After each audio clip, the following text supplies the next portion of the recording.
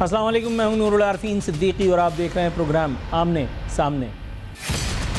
آج کچھ خوشی کی خبر ہے، لیکن خوشی کچھ عجیب سی ہے، عجیب و غریب اگر کہا جائے تو زیادہ اچھا ہوگا۔ کل ہم نے اپنے اسی پروگرام میں ایران، اسرائیل اور امریکہ، یہ جو تینوں کی مشترکہ جنگ تھی، اس کا ایک تجزیہ پیش کیا، اسے ایک صورتحال کا جائزہ ہم نے اندازوں کی بنا پر کرنے کی کوشش کی۔ کل ہم گھر کیا گئے، صورتحال گڑبڑیشن کا شکار ہو گئی۔ گڑبڑیشن کچھ ایسی کہ جنگ بندی تو ہو گئی، لیکن یہ جنگ بندی کس نے کی، کیوں کی اور کیسے ہوئی، یہ سمجھ میں ابھی تک نہیں آیا۔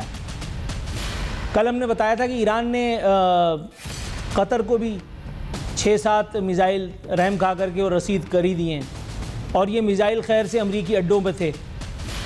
لیکن آج صبح کا اخبار دیکھ کر کے عجیب چکرا سا گیا۔ سہارا لینے کے لیے کرسی تلاش کی، کم وقت وہ بھی نہیں ملی۔ پتہ چلا ڈونلڈ ٹرمپ کہہ رہے ہیں کہ ایران کا شکریہ کہ ہمیں میزائل رسید کرنے سے پہلے بتا دیا، اب میرا ہاتھ اپنے سر پر نہ جاتا تو کیا کرتا۔ یہ جنگ ہو رہی تھی یا باہم صلاح مشورے سے جنگ ہو رہی تھی؟ امن بہت اچھی چیز ہے یقیناً، جتنی زیادہ جانوں کا ضیاع دونوں طرف سے ہوا ہے۔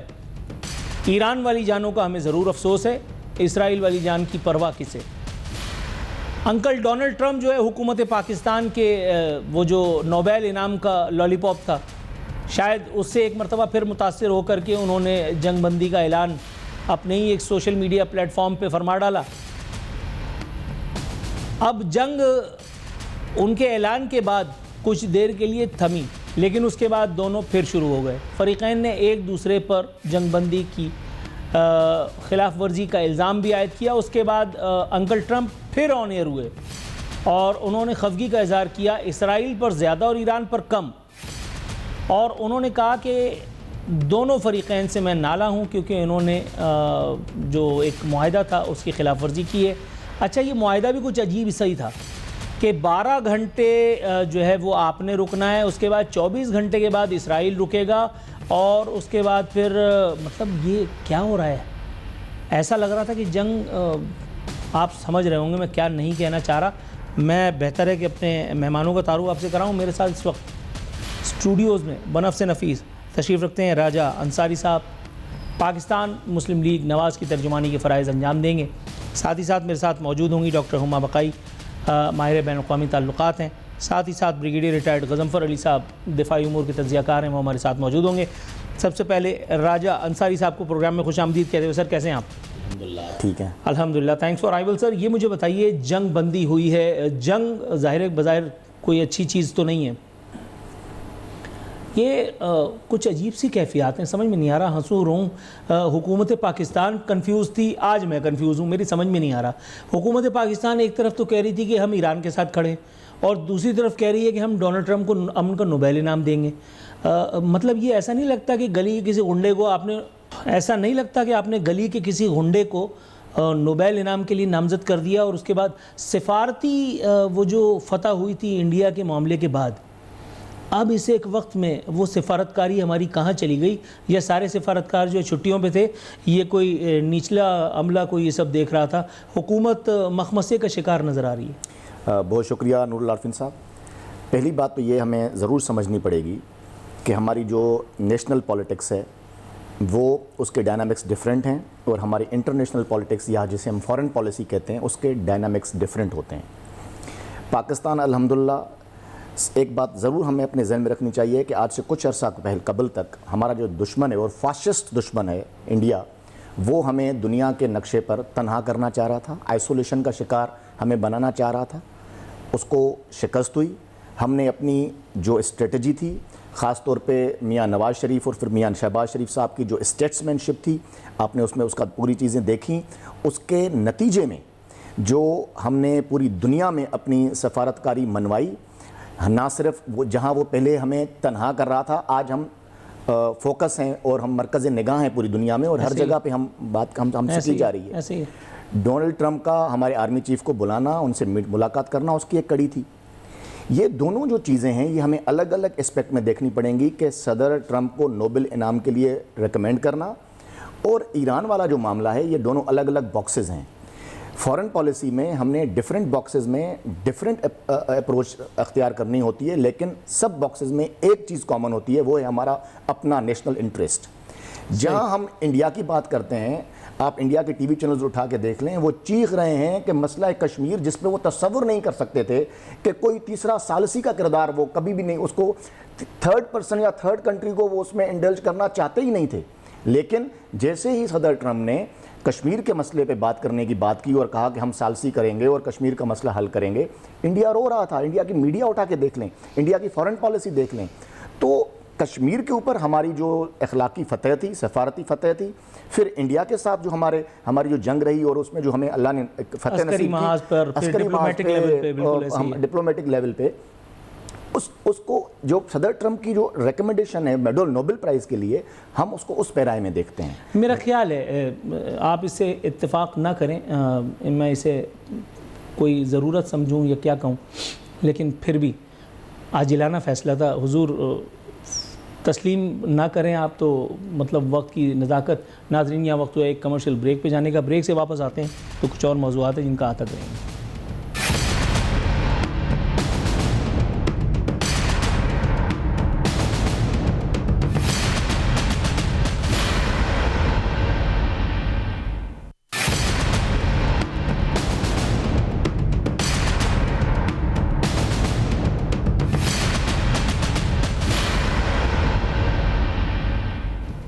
ویلکم بیک ناظرین. بدستور ہمارے مہمان ہمارے ساتھ موجود ہیں ہمارے ساتھ ڈاکٹر ہما بقائی صاحبہ، ماہر بین الاقوامی تعلقات ہیں. میڈم السلام علیکم.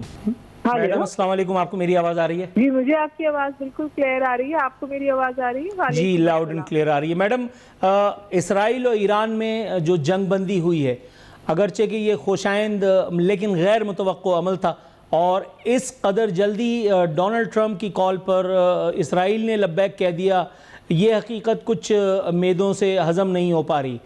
ایران کے ساتھ اس جنگ میں جو کچھ ہوا اس کے باوجود بھی ایران آخر تک ڈٹا رہا.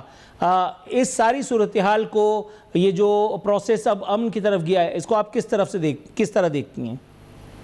میرا خیال ہے کہ بہت تیزی کے ساتھ کئی ڈیولپمنٹس ہوئی ہیں، اور ابھی ہم سیز فائر کو ٹھیک طور پہ سیلیبریٹ بھی نہیں کر پائے تھے کہ 1 گھنٹے کے اندر اسرائیل کی طرف سے وائلیشن ہوئی اور پھر شاید ایران کی ریٹیلیشن ہوئی. ایران انکار کرتا ہے کہ اس نے پہل کی ہے، اور ظاہر ہے پھر پریزیڈنٹ ٹرمپ کی ایک بہت سمجھے غصے میں ایک ویڈیو جاری ہوئی جس میں وہ کہہ رہے ہیں کہ میں دونوں سے ناخوش ہوں لیکن میں اسرائیل سے زیادہ ناخوش ہوں.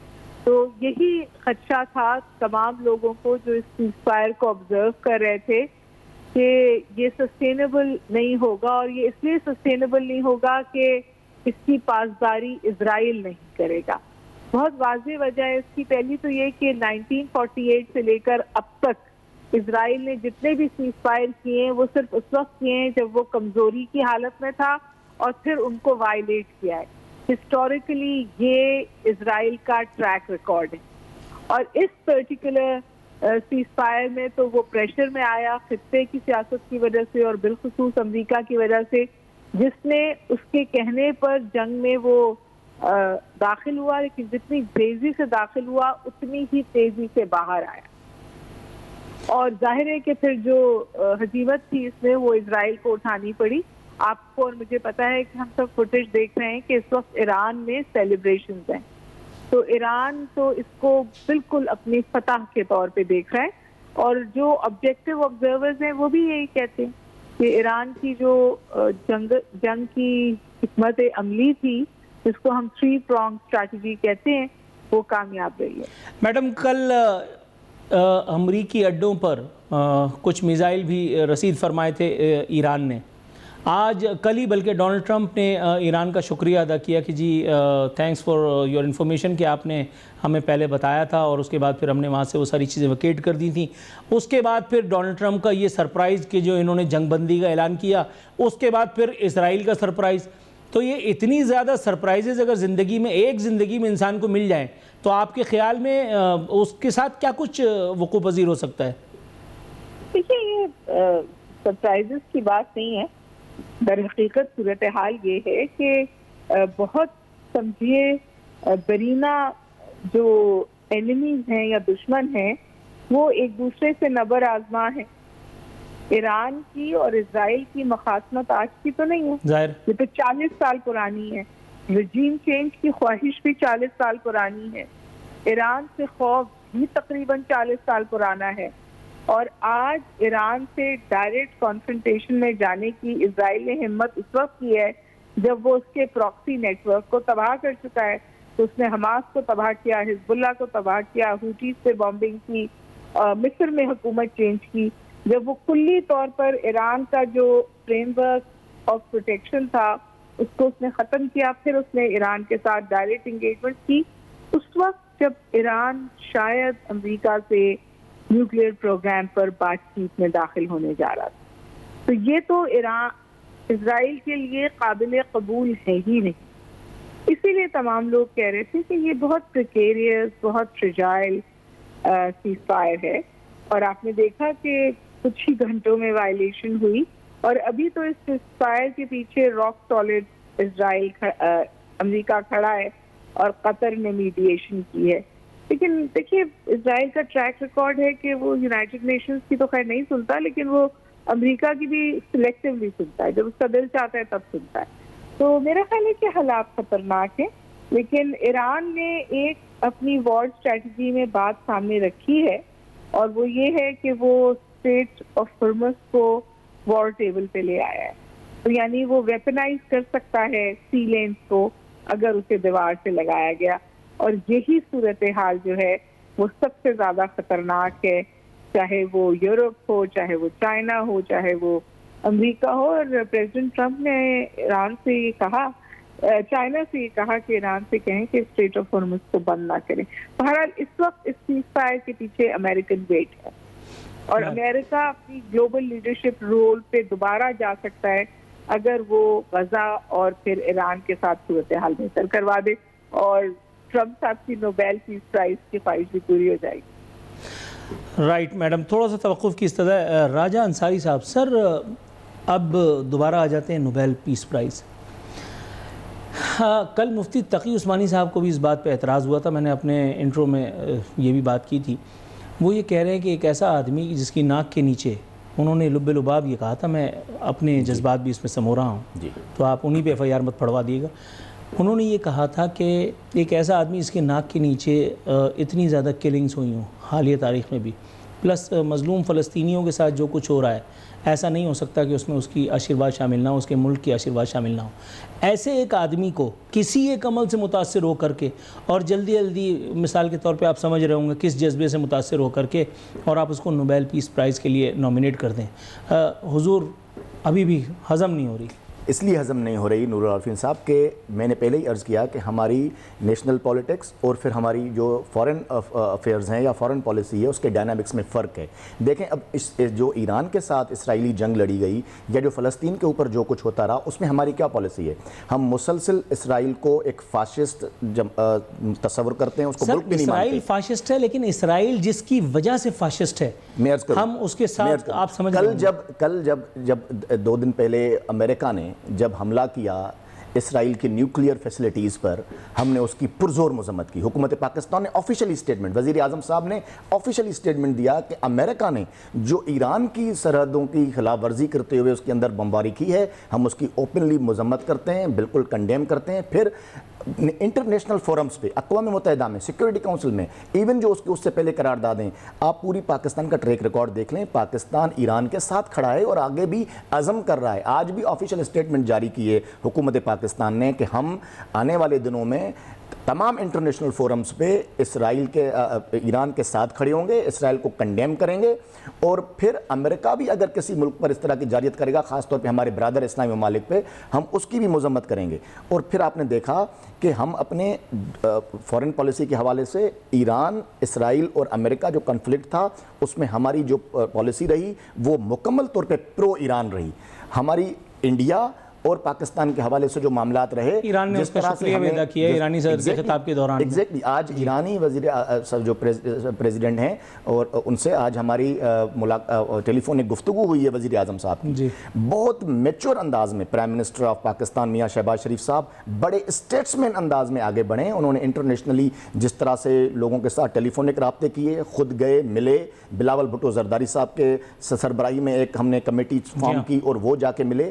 آج دنیا میں ہم آئسولیٹ ہونے سے بچے ہوئے ہیں, آج ہم پوری دنیا کی مرکز نگاہ ہیں. یہ فیسلٹی, یہ اتنی بڑی جو فتح ہوئی ہے, یہ آپ لوگوں کو اور باقی تمام جو ناقدین ہیں ان کو نظر کیوں نہیں آ رہی؟ تو ہمیں ڈیفرنٹ باکسز میں ڈیفرنٹ اینگل سے دیکھنا پڑے گا. ہمیں نظر بھی آ رہی ہے اور ہم بات بھی کر رہے ہیں, لیکن سوال جو بنتا ہے وہ تھرو کرنا بھی بنتا ہے. ناظرین یہاں وقت ہوا ایک مختصر سا کمرشل بریک اور دوبارہ حاضر ہوتے ہیں.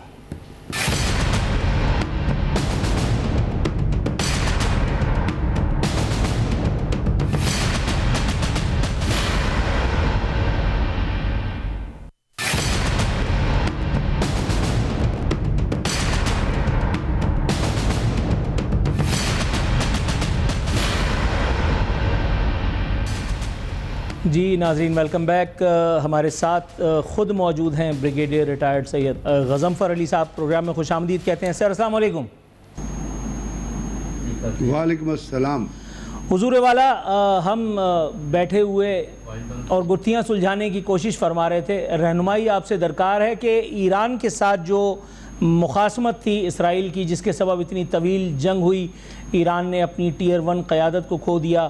آج بھی ایک سائنسدان سم صدیقی, ان کو بھی شہید کر دیا گیا. اس سے پہلے 14 بتایا گیا ہے, 14 سے 17 سائنسدان جو ہے ایٹمی سائنسدان, وہ اپنی جانوں سے ہاتھ دھو بیٹھے اس سے ایک جنگ میں. تو اس کی بڑی بھاری قیمت چکائی ہے. جنگ بندی بھی ہوئی, اس کے بعد جنگ بندی کی خلاف ورزی بھی ہوئی. اب ہم کس فیز میں سر, ذرا تھوڑا سا اگر آپ بتائیں. بہت بہت شکریہ عارفین. بات یہ ہے کہ جو کچھ یہ کرائسس, یہ جنگ جو شروع ہوئی تھی, اس کو انیشیٹ کیا تھا اسرائیل نے. اور جب اسرائیل نے اس کو انیشیٹ کیا تھا تو اس نے اس میں اپنے آبجیکٹیوز جو ہیں وہ پہلے دن ہی کلیریفائی کر دیے تھے. ایک یہ تھا کہ جی ہم ایران میں رضا شاہ پہلوی کے جو بیٹا ہے اس کو لا کے بٹھائیں گے اور ہم ریجیم چینج کریں گے. اور اس پہ ایکسپیکٹیشنز یہ تھی کہ ایران کے اندر جو انہوں نے سلیپر سیلز کلٹیویٹ کیے ہوئے تھے موساد کے اور را کے, یعنی موساد تو تھی, وہاں را کے بھی انڈین ایجنٹس تھے جو یہ تمام سلیپر سیل کریٹ کرنے میں اور ان سائنسدانوں کو ٹارگٹ کرنے میں, ملٹری انسٹالیشن کی انفارمیشن پرووائڈ کرنے میں انوالو تھے. را کا بہت بڑا نیٹ ورک تھا وہاں پر جو موساد کے ساتھ کام کر رہا تھا. اس سے انہوں نے کہا کہ لوگ کھڑے ہو جائیں گے ایران کی حکومت کے خلاف اور ہم رجیم چینج کر دیں گے. It is so easy, because Pakistan میں بھی تو رجیم چینج کیا تھا انہوں نے, اور ایران میں بھی پہلے امریکہ نے رجیم چینج کیا تھا, یو کے اور امریکہ نے مل کے. تو وہ تو ہوا نہیں, آپ کو پتہ ہے وہ پاسبل نہیں ہوا. ایرانی عوام کھڑے ہو گئے. دوسرا ان کا ٹارگٹ تھا کہ جی ہم ان کی ملٹری جو نیوکلیر فیسلٹی اس کو اٹیک کریں گے. آپ نے دیکھا کہ نیوکلیر فیسلٹی کو اٹیک کرنے کی کیپیبلٹی نہیں تھی ان کے پاس. امریکہ آیا, اس نے کہا جی ہم تباہ کر دیں گے. انہوں نے بم مارے, وہ بھی تباہ نہیں کر سکے. تو اس تمام سینیریو میں تو اوور آل مشن جو تھا اس جنگ کا, سوائے اس لاس آف پریشیس لائف جو ایران میں آپ نے جس کو ابھی مینشن کیا جو انہوں نے کر دی, لیکن اس قسم کی جنگ میں لوگ شہید ہوتے ہیں, دوسرے آ کے ان کی جگہ لے لیتے ہیں. ایک بہت ٹیلنٹڈ مائنڈ ہر جگہ موجود ہوتے ہیں, جو سینئر لوگ ہوتے ہیں وہ جونیئرز کو ٹرین کر رہے ہوتے ہیں. لیکن ان تمام شہادتوں کے بعد اور اس تمام کرائسس کے بعد ایران آج ایک فاتح کے طور پہ ابھرا ہے. بالکل ایران ایک قوت کے طور پہ ابھرا ہے, اور اس نے دنیا کی ایک بڑی طاقت امریکہ کو, اور دوسرا جو ایک اس کی انلیجیٹیمیٹ بیٹا ہے, ایک جو اس کی ناجائز اولاد ہے, وہ جو جینوسائیڈ کا مرتکب ہے, وہ اسرائیلی پرائم منسٹر جس کو ICJ نے جینوسائیڈ کلر کہا ہے, وہ جینوسائیڈ کلر جو ٹرمپ اس کا بڑا کلوز دوست ہے, وہ جینوسائیڈ کلر جو ٹرمپ کے سن ان لا کے ساتھ مل کے مڈل ایسٹ میں بزنس کرتا ہے, اس کی عزت کو آج تار تار اس نے کر دیا. اسرائیل کے لوگ بھی مل کے اس کو گالیاں دے رہے ہیں اور دنیا تو اس کو گالیاں دے ہی رہی ہے. لیکن سر یہاں مجھے آپ کی بات سے اتفاق کرتے ہوئے دل دکھ رہا ہے. دنیا میں ابھی تک ایسی کون سی گالی بنی ہے جو نریندر مودی اور ان جیسے لوگوں کو, نتن یاہو جیسے لوگوں کا, مطلب ان کی ود آل ڈیو رسپیکٹ آپ سمجھ رہے ہوں گے میں کیا کچھ نہیں کہنا پا رہا آن ایئر ہونے کی وجہ سے. میرا دوسرا سوال جناب ایمن یہ مجھے بتائیے, سیز فائر ہوا پھر وائلیشن ہو گئی, اب مستقبل کیا ہے؟ کیا دوبارہ سیز فائر رہے گا یا پھر سیز فائر وائلیشن ہو جائے گی, ایک دوسرے پہ پھر چاند ماری ہوگی؟ مڈل ایسٹ میں کیا خدا نخواستہ یہ جنگ پھیلتی دیکھ رہے ہیں آپ؟ جو سیز فائر جس طریقہ کار سے ہوا ہے اس میں اس کے اوپر بہت سوالات ہیں, لیکن ابھی اس ٹائم میں اس کی ایفیکٹونیس یا اس کی ڈیوریبلٹی پہ کامنٹ کرنا میرا خیال تھوڑا سا پرائر ٹو دی ٹائم ہوگا, کیونکہ ہمیں اس کی اسپرٹ جو ہے جو ایران نے بھی شو کی ہے, اور ایران نے کہا کہ جی ہاں قطر کے ذریعے پیغام بھیجا گیا تھا اور یہ کہا گیا تھا کہ آپ جنگ بندی قبول کریں. اسی طرح اسرائیل جو جنگ بندی مانگ رہا تھا اور امریکہ جو درمیان میں آیا تھا, وہ جو چیزیں اس کے اوپر تو ہم یہ سوچ سکتے ہیں کہ ٹیمپریریلی عارضی طور پہ جنگ بندی چلے گی. لیکن میں اس جنگ بندی کی کنٹینیوٹی کو جس چیز سے لنک کرتا ہوں وہ یہ ہے کہ اب دنیا میں اسرائیل کے پاس یا امریکہ کے پاس نیوکلیئر بم کے علاوہ, ایٹم بم کے علاوہ کوئی ہتھیار ایسا نہیں رہ گیا جو انہوں نے ایران کے خلاف استعمال نہیں کیا, اور ایران نے اس کا بڑے مؤثر طریقے سے جواب دیا. ایران نے بھی وہ اپنے تمام میزائلز استعمال کیے جو انہوں نے سینکشنز کے باوجود ڈیولپ کیے تھے. اسی طرح اگر آپ دیکھیں جو ہوتیز تھے, حزب اللہ تھی, حماس تھی, وہ بھی ایکٹیو رہی اس تمام کرائسس کے دوران, اور وہ بھی اسرائیل کے اوپر حملے کرتے رہے. ہاں اسرائیل اس دوران میں ایران کے اوپر توجہ دلوا کے جو غزہ کے اندر کلنگ ہے وہ انہوں نے جاری رکھی. تو میں یہ سوچتا ہوں کہ اگر اب جنگ چھڑے گی یا آپ یہ جنگ چھڑنے کی کوشش کریں گے تو وہ کون سا ہتھیار ہے جو وہ استعمال کرے گا اسرائیل ایران کے اوپر, کیونکہ اس نے ایران کی طاقت تو دیکھ لی ہے. تو اس چیز کو دیکھتے ہوئے میں سوچتا ہوں کہ یہ جنگ بندی کچھ عرصے کے لیے یہ جنگ بندی چلے گی, کیونکہ اب جو وشز تھی, جو ڈیزائرز تھی, وہ تو پوری نہیں ہوئی. دوسری آپ ایک بات اور یاد رکھیے گا, اور وہ بڑی ضروری چیز ہے, کہ اکانومسٹ کا ایک سروے آیا ہے ابھی پرسوں پبلش ہوا ہے, جس کے اندر 60% امریکن پبلک جو ہے 60% وہ امریکہ کی اس جنگ کے خلاف ہے جو وہ اسرائیل کے ساتھ مل کے مڈل ایسٹ میں ایران کے خلاف کرنا چاہتا تھا.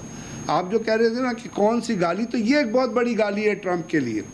اور اس کے ساتھ امریکہ کے اندر جو اس وقت موومنٹ چلی ہوئی ہے اس کی ٹیگ لائن یہ ہے کہ we can not tolerate kingship. اور تیسری چیز یہ ہے کہ امریکہ نے جو کچھ کیا ہے وہ وداؤٹ کانگریشنل اپروول کیا ہے. تو ہو سکتا ہے کہ آنے والے دونوں میں اس کے اوپر جو ہے چارج بھی کیا جائے اور اس کے خلاف ایکشن بھی ہو. تو یہ وہ ایسی چیزیں ہیں جن کے ذریعے میں سوچتا ہوں کہ جنگ بندی کچھ عرصے کے لیے چلنی چاہیے, کیونکہ جو ڈیزائر جو وشز اسرائیل کی تھی وہ تو پوری نہیں ہوئی. اب اسرائیل کے اندر بھی ایک ایسی فضا ہے جس میں لوگ اس جنگ کے خلاف, کیونکہ ہم باقی چیزیں تو سوچتے ہیں لیکن اسرائیل کو اس کی لیڈرشپ نے بارہا یہ یقین دلایا تھا کہ ہم نے جی اتنے ایفیکٹو ایئر ڈیفینس سسٹم بنا لیے ہیں, ڈیوڈ سلنگ سے لے کے آئرن ڈوم سے لے کے ایرو 1 ایرو 2, اور تب تک کہ آپ بالکل سیف ہیں, آپ کے اوپر کچھ نہیں ہوگا.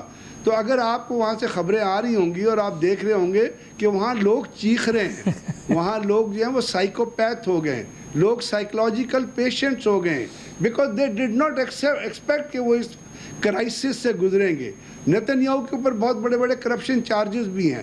تو اب ان تمام چیزوں کے جو پبلک ریئیکشن ہے اسرائیل میں بھی, امریکہ میں بھی, اور پوری دنیا میں, جس طرح لوگ ایران کے ساتھ کم سے کم کھڑے تو ہوئے نا, ان کی فیور میں بیان تو دیا, عوام لیڈرز کو چھوڑ لے, عوام ایران کے ساتھ کھڑی ہے. تو ان تمام چیزوں کو سوچ کے میں سمجھتا ہوں کہ جنگ بندی چلے اور چل سکے گی. اور دوسری بات ہے آج ٹرمپ کا جو رویہ ہے, حالانکہ اس کے رویے پہ آپ کو اعتبار نہیں کرنا چاہیے. I think is the biggest liar ever produced in the history, جو اپنی ہی بات سے مکر جاتا ہے, جو اپنے ہی منسٹرز کی بات کو جو ہے وہ نلیفائی کر دیتا ہے اپنی ارریلیونٹ اسٹیٹمنٹ کے ذریعے. تو وہ اس نے بھی یہ کہا ہے کہ جی لانگ لیو ایران، لانگ لیو اسرائیل، دنیا کو بہتر ہونا چاہیے. اور جیسے میں نے آپ کو کہا پبلک اوپینین جو ڈیولپ کر رہا ہے، تو جب ہم ان تمام چیزوں کو ایک جگہ پہ لے کے آ کے ایک نقطے پہ لا کے سوچتے ہیں تو پھر یہ سمجھتے ہیں کہ یہ جنگ بندی ایران اور اسرائیل کے درمیان یا ادر مڈل ایسٹرن کنٹریز کے اوپر جو تھریٹ لوم آن کر رہا تھا، اس کے ذریعے یہ جنگ بندی کچھ عرصے تک قائم رہے گی. اللہ تعالیٰ سے دعا اسی عمل کی، اللہ کرے کہ ایسا ہو جائے. راجہ انصاری صاحب، حضور والا، جنگ بندی یقیناً مستقل حل تو یہی ہے، امن ہو، یہی ہماری چاہت ہے. لیکن حضور، امن کے، جنگ کے، ہر چیز کے کچھ قواعد اور کچھ ضوابط ہوتے ہیں. لیکن جب ہم بات کرتے ہیں امریکہ بہادر کی، جب ہم بات کرتے ہیں اسرائیل کی، تو یہ کسی قسم کے قاعدے قانون سے یہ لوگ مبرہ ہیں. اور پھر امریکہ سے تو ہمیں اس لیے ظاہر ہے کہ سر جھکانا پڑتا ہے کیونکہ واحد سپر پاور ہے، کھلا سانڈ ہے، جس کو چاہے نقصان پہنچائے، ضرر پہنچائے. لیکن یہ جو اسرائیل کے ساتھ ہوا ہے، جو ایران نے کیا ہے، بے دست و پا ہونے کے باوجود بھی جو چندے کی مار اس کو ماری ہے، جناب مولا، یہ دیکھ کر کے اسرائیل والوں کو بھی جو تکلیف پہنچی ہے، اسے دیکھ کر کے آپ کو کتنی خوشی ہو رہی ہے؟ No doubt. ہم دیکھیں پاکستان ایک مسلمان ملک ہے. یہاں پہ ہم سارے جو ہیں وہ اہل بیت کے چاہنے والے ہیں، حضرت علی کے پیروکار ہیں، امام حسین کے نقش قدم پہ چلنے والے لوگ ہیں. یزیدیت کو ہم ہمیشہ سے شکست دیتے آئے ہیں اور ہم نے ہمیشہ ہر دور میں یزیدیت مرد آباد کے نعرے لگائے ہیں. تو اس میں تو کوئی شک نہیں ہے کہ ہمارے حوصلے بڑے بلند ہوئے ہیں. اور پھر اس پورے عمل سے جس طرح اسرائیل کو جو مار پڑی ہے، اب اسرائیل 10 بار سوچے گا فلسطینیوں پر حملہ کرنے سے پہلے. پھر امریکہ کو اپنی پالیسی کو ریویو کرنا پڑے گا، کیونکہ دیکھیں یہ آپ کی حکمت عملی ہوتی ہے. میں سمجھتا ہوں پاکستان نے اس خطے میں امن قائم کرنے کے لیے جو اسٹریٹجی اپنائی ہے، اس کی جتنی تعریف کی جائے وہ کم ہے. اس میں ہماری حکومت بھی اور پھر ہماری افواج بھی، سب نے مل کر جس طرح سے جو کوششیں کی ہیں. کیا بات میں کہنا چاہ رہا ہوں وہ یہ ہے کہ صدر ٹرمپ سے ہمیں مسائل ہے نا کہ جی وہ اس طرح کا رہے، اس طرح ان کا ماضی رہا. آج اگر ہم نوبل پرائز کی بات کر رہے ہیں، ہو سکتا ہے کہ اس عمل کو لے کر ایک شخص جس کے اوپر اتنی بڑی ذمہ داری پوری دنیا مل کے ڈال دے اور اس کو امن کا نوبل پرائز مل جائے، وہ آگے جا کے دنیا پوری میں امن قائم کروا سکتا ہے. امید رکھی جا سکتی ہے. اگر نہیں ہوا، میری بات، اگر نہیں ہوا تو پھر پاکستان اپنے نیشنل انٹرسٹ کو سرو کرنا جانتا ہے. پاکستان ایک ایٹمی قوت ہے. پاکستان ابھی پاکستان نے منوایا ہے اپنے آپ کو خطے میں. سمجھ رہے تھے نا بھارت کو بہت بڑا ہاتھی ہے، رافیل ہیں اس کے پاس. پاکستان نے اپنے آپ کو منوایا ہے، ہم آگے بھی اپنے آپ کو منوائیں گے. نیشنل انٹرسٹ پہ سودے بازی نہیں کریں گے انشاءاللہ. درست ہے آپ کی بات، درست ہے. غضنفر صاحب، سر کوشش کر رہا ہوں سنجیدگی کی لیکن رہ نہیں پا رہا. فل ٹاس آئیے سر، آپ کی خدمت میں پیش کیے دیتا ہوں. یہ بالکل ایسے ہی نہیں امن کی نوبل انعام کی ذمہ داری میرے محترم مہمان ٹرمپ جیسے لفنگے کے سر پہ ڈال رہے ہیں کہ جیسے گھر کا آوارہ بدچلن لڑکا جب کسی طرح سے نہیں سنبھلتا تو اس کی شادی کرا کر کے کہتے ہیں کہ آنے والی اس کو سنبھال لے گی. ابے کیسے سنبھال لے گی؟ اس نے ایسے ہی گھر والوں کا جینا دوبر کیا ہوا ہے. اس نے پاگل پن سے دنیا کو تنگ کیا ہوا ہے. امن کا نوبل انعام اس کو کیسے راہ راست پہ لے آئے گا سر؟ بات یہ ہے انور عارفین کہ پاکستان کے اندر جب ٹرائبل ایریاز میں جب باراک اوباما پریزیڈنٹ تھا تو اس کے زمانے میں جو ڈرون اٹیکس پاکستان میں ہوتے تھے ان کا اسکیل جو ہے وہ 100% بڑھ گیا تھا. اور جتنے ڈرون اٹیکس ماضی میں نہیں ہوئے تھے ٹوٹل میں باراک اوباما کے پریزیڈنٹ شپ لیتے ہوئے، اتنے ڈرون اٹیکس اس کے ایک ٹینیور میں ہو گئے تھے. بالکل. اور اس کے بعد کیا اس کا رزلٹ نکلا تھا؟ اس کو امن کا نوبل پرائز دے دیا گیا تھا. تو بات یہ ہے کہ یہاں پہ اس کا مطلب ہے کہ اس کے لیے کوئی کرائیٹیریا نہیں ہے، یہ ہر فیقے ماجے تائے ہر زید بکر حارث کو مل سکتا ہے. جی ہاں، اور اس کے ساتھ ٹرمپ نے خود بھی کہہ دیا ہے کہ مجھے تو امن کا نوبل پرائز نہیں مل سکتا کیونکہ وہ لبرلز کو ملتا ہے. اب لبرل سے اس کی کیا مطلب تھی؟ باراک اوباما تو لبرل نہیں تھا، وہ تو بڑا کنزرویٹو قسم کا پریزیڈنٹ لگتا تھا. تو یہ تو امن کے نوبل پرائز کی کوئی کرائیٹیریا نہیں ہے. ایک کمیٹی بیٹھتی ہے، وہ اس چیز کا فیصلہ کر لیتی ہے. اب ٹرمپ کے اسٹیٹمنٹس پہ اگر آپ جائیں گے، پہلے دن وہ کہتا ہے کہ جی مجھے تو پتہ ہی نہیں اسرائیل نے حملہ کیا. پھر وہ کہتا ہے جی مجھے تو پتہ تھا، مجھے تو اس سے زیادہ پتہ تھا. پھر اس نے پوری دنیا کو چکر میں لگایا ایران کو کہ جی ہم مذاکرات کر رہے ہیں، تو مذاکرات کے لیے اتوار کو ہوں گے. فرائیڈے کو اس نے نیتنیاہو نے ٹیلی فون کیا، اس نے کہا ٹھوک دے، وہ جا دے. اس نے حملہ کر دیا. پھر اس کے بعد وہ کہتا ہے جی میں 2 ہفتے لوں گا اٹیک کرنے میں، پوری دنیا کو 2 ہفتے میں لگایا، 48 گھنٹے بعد اس نے B-2 بامبر جو وہ ایران کے اوپر مار دیا۔